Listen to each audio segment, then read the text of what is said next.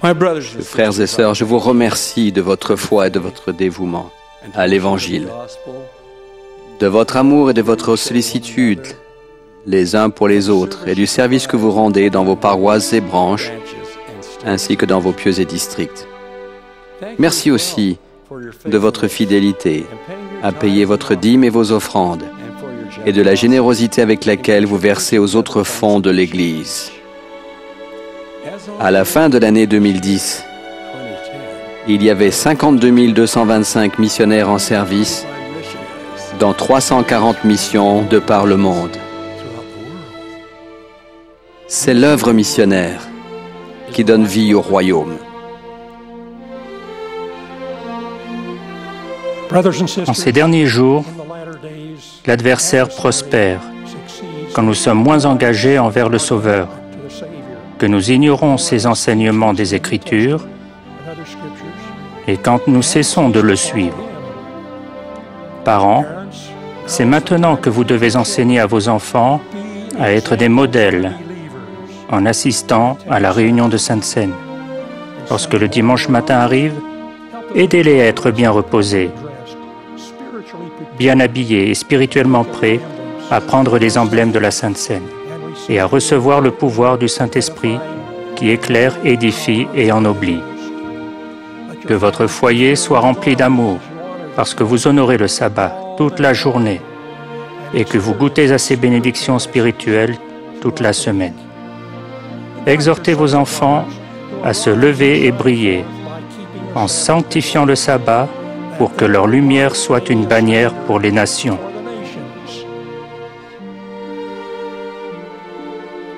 La remarquable pionnière que fut Emily Hatch Woodmansey a écrit les paroles du cantique « Nous, sœurs de Sion ». Elle affirme à juste titre qu'aux femmes incombent les tâches des anges. On a dit de cela que ce n'est rien moins que faire la volonté directe et immédiate de notre Père Céleste et que c'est un don que les sœurs revendiquent. Chères sœurs, nous vous aimons et nous vous admirons.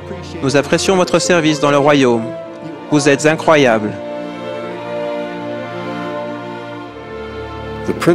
Les principes qui sous-tendent le programme d'entraide ne sont pas uniquement pour une époque ou un endroit, mais pour toutes les époques et tous les lieux. Ces principes sont spirituels et éternels. En conséquence, le fait de les comprendre et de les intégrer dans notre cœur nous permettra de voir et de saisir les occasions d'aider quand et où le Seigneur nous y invite. Si quelqu'un cherche une église qui demande très peu, ce n'est pas celle-ci. Il n'est pas facile d'être saint des derniers jours, mais en fin de compte, c'est la seule voie. Quelle que soit l'opposition ou les guerres, les bruits de guerre et tremblements de terre, en divers lieux, aucun pouvoir ni influence ne peut arrêter cette œuvre. Chacun de nous peut être guidé par la révélation et le don du Saint-Esprit. Nous, les apôtres et les prophètes, nous nous soucions de nos enfants et petits-enfants, mais aussi de vous et de chacun des enfants de Dieu. Ce que l'avenir a en réserve pour chaque enfant de Dieu sera façonné par ses parents, sa famille, ses amis et ses instructeurs. Donc, notre foi de maintenant fera partie de la foi de notre postérité plus tard.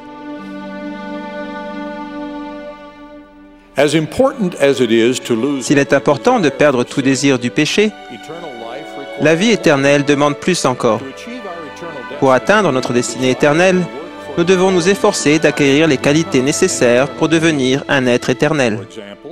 Par exemple, les êtres éternels pardonnent à tous les gens qui leur ont fait du tort. Ils placent le bien-être des autres avant le leur. Et ils aiment tous les enfants de Dieu. Si cela semble trop difficile, et ce n'est sans doute facile pour aucun de nous, nous devons commencer par désirer ces qualités et demander à notre Père Céleste, aimant, de nous aider à gérer nos sentiments. Le livre de Mormon nous enseigne que nous devons prier le Père de toute l'énergie de notre cœur afin d'être remplis de cet amour qu'il a accordé à tous ceux qui sont de vrais disciples de son Fils Jésus-Christ.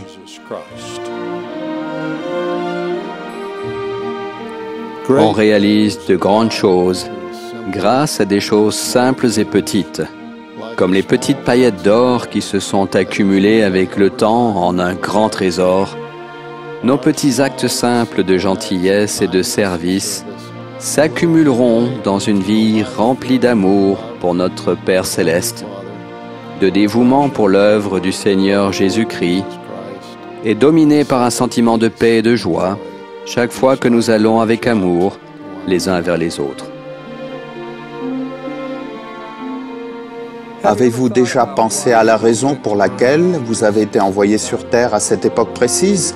Vous n'êtes pas né à l'époque d'Adam et Ève, ni quand les pharaons gouvernaient l'Égypte, ni pendant la dynastie des Ming.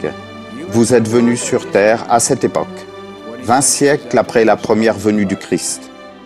La prêtrise de Dieu a été rétablie sur Terre, et le Seigneur a étendu la main pour préparer le monde en vue de son retour glorieux. Nous vivons à une époque de grandes possibilités et d'importantes responsabilités. Cette époque est la vôtre. Le fait de détenir la prêtrise nous donne maintes occasions de ressentir la joie que décrit Amon quand il a dit « N'avons-nous pas raison de nous réjouir? Nous avons été des instruments dans les mains du Seigneur pour accomplir cette œuvre grande et merveilleuse. C'est pourquoi glorifions-nous dans le Seigneur. Oui, nous nous réjouirons. » Frères, notre religion est une religion joyeuse. Quelle bénédiction de détenir la prêtrise de Dieu. Dans le livre des Psaumes, nous lisons « Heureux le peuple qui connaît le son joyeux. Il marche à la clarté de ta face, ô Éternel. » Nous pouvons éprouver cette joie plus intense si nous nous donnons la peine de la rechercher. Si vous êtes diligent et obéissant dans la prêtrise, des trésors de connaissances spirituelles se déverseront sur vous. Vous progresserez dans le pouvoir de résister au mal et de proclamer la vérité qui conduit au salut. Vous trouverez de la joie dans le bonheur des personnes que vous menez à l'exaltation. Votre famille deviendra un lieu d'apprentissage. Je témoigne que les clés de la prêtrise ont été rétablies.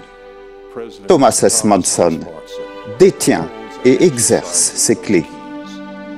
Dieu vit et vous connaît parfaitement. Jésus-Christ vit. Vous avez été choisi pour avoir l'honneur de détenir sa prêtrise sacrée.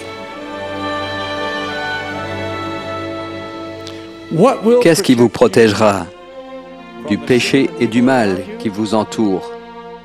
Je maintiens qu'un fort témoignage de notre Sauveur et de son Évangile contribuera à votre sécurité. Si vous n'avez pas lu le livre de Mormon, lisez-le. Si vous le lisez dans la prière et avec le désir sincère de connaître la vérité, le Saint-Esprit vous en manifestera la véracité. S'il est vrai, et il est, Joseph Smith était un prophète et a vu Dieu le Père et son Fils, Jésus-Christ.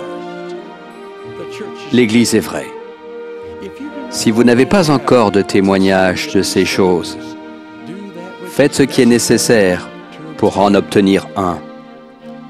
Il est essentiel que vous ayez votre témoignage, car les témoignages des autres ne vous porteront que jusqu'à un certain point. Mes frères, il y a un moment où il faut penser sérieusement au mariage et rechercher un conjoint avec qui l'on voudra passer l'éternité. Si vous choisissez judicieusement et si vous êtes bien décidé à ce que votre mariage réussisse, il n'y a rien dans la vie qui vous apportera plus de bonheur. Frères, quand vous vous marierez, vous voudrez le faire dans la maison du Seigneur. Pour vous qui détenez la prêtrise, il ne doit pas y avoir d'autre option. Choisissez votre conjoint soigneusement et dans la prière. Et une fois mariés, soyez farouchement loyaux l'un à l'autre. J'ai vu un jour un conseil précieux sur une petite plaque encadrée dans la maison de mon oncle et de ma tante. C'était « Choisis qui tu aimes, aime qui tu as choisi ». Il y a une grande sagesse dans ces quelques mots. Dans le mariage, l'engagement est absolument essentiel.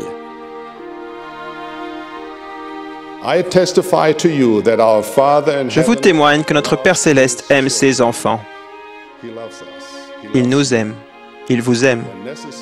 Lorsque ce sera nécessaire, le Seigneur va même vous porter au-dessus d'obstacles si vous recherchez sa paix avec le cœur brisé et l'esprit contrit.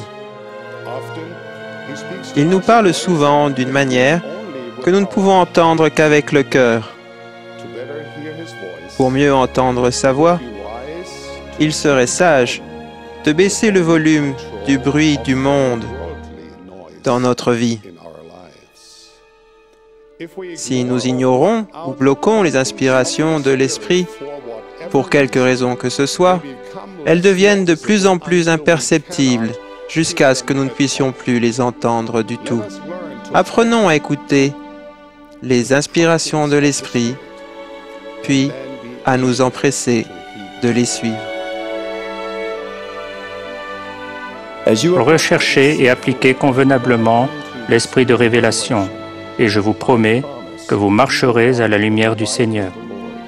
Tantôt l'esprit de révélation agira immédiatement et intensément, tantôt subtilement et progressivement, et souvent si délicatement que vous n'en serez même pas conscient. Mais quelle que soit la forme sous laquelle vous recevez cette bénédiction, la lumière qu'elle apporte illuminera et épanouira votre âme, éclairera votre intelligence et vous dirigera et vous protégera, vous et votre famille. Les personnes qui comprennent les bénédictions éternelles qui proviennent du Temple savent qu'aucun sacrifice n'est trop grand, aucun prix n'est trop élevé, aucun effort n'est trop pénible pour recevoir ces bénédictions. Il n'y a jamais trop de kilomètres à parcourir, trop d'obstacles à vaincre, ni trop d'inconfort à endurer. Elles comprennent que les ordonnances salvatrices du Temple nous permettent de retourner un jour à notre Père Céleste, dans les liens d'une famille éternelle et d'être dotés des bénédictions et du pouvoir d'en haut, et qu'elles valent tous les sacrifices et tous les efforts. Deux des piliers essentiels qui soutiennent le plan de bonheur de notre Père Céleste sont le mariage et la famille. Leur haute importance est soulignée par les efforts acharnés de Satan pour briser la famille et saper l'importance des ordonnances du Temple qui unissent la famille pour l'éternité. Le scellement dans le Temple prend une signification plus grande au fil de la vie. Il vous aidera à vous rapprocher constamment l'un de l'autre et à trouver une plus grande joie et un plus grand épanouissement dans la condition mortelle.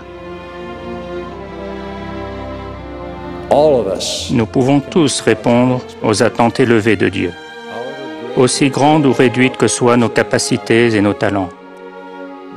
Moroni affirme, si vous vous refusez toute impiété et aimez Dieu de tout votre pouvoir, de toute votre pensée et de toute votre force, alors la grâce du Christ vous suffit, afin que par sa grâce, vous soyez parfaits dans le Christ. C'est par un effort diligent et dévoué de notre part que nous suscitons cette grâce qui nous donne pouvoir et capacité.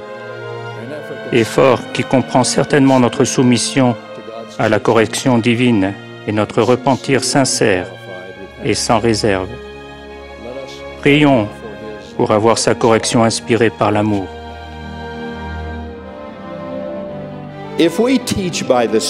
Si nous enseignons par l'Esprit et que vous écoutez par l'Esprit, l'un d'entre nous évoquera votre situation, vous envoyant, juste pour vous, une petite épître personnelle d'un prophète. Frères et sœurs, en conférence générale, nous offrons notre témoignage parallèlement à d'autres qui viendront par la suite parce que, d'une manière ou d'une autre, Dieu fera entendre sa voix. Le Sauveur a dit à ses prophètes, « Je vous envoie témoigner et avertir le peuple. » Et après votre témoignage, vient le témoignage des tremblements de terre, de la voix des tonnerres, des éclairs, des tempêtes et de la voix des vagues de la mer se soulevant au-delà de leurs limites. Des anges crieront d'une voix forte, sonnant de la trompette de Dieu. Maintenant, ces anges mortels qui sont venus à cette chair ont fait, chacun à leur manière, sonner la trompette de Dieu. Chaque sermon est toujours, par définition, à la fois un témoignage d'amour et un avertissement. Tout, comme la nature elle-même, nous rendra témoignage avec amour et nous avertira en ces derniers jours. Je tiens à exprimer mon amour du Sauveur et ma reconnaissance pour son grand sacrifice expiatoire pour nous. Dans 3 semaines, toute la chrétienté célébrera Pâques. Je crois que nul d'entre nous ne peut concevoir toute la portée de ce que le Christ a fait pour nous à Gethsémani.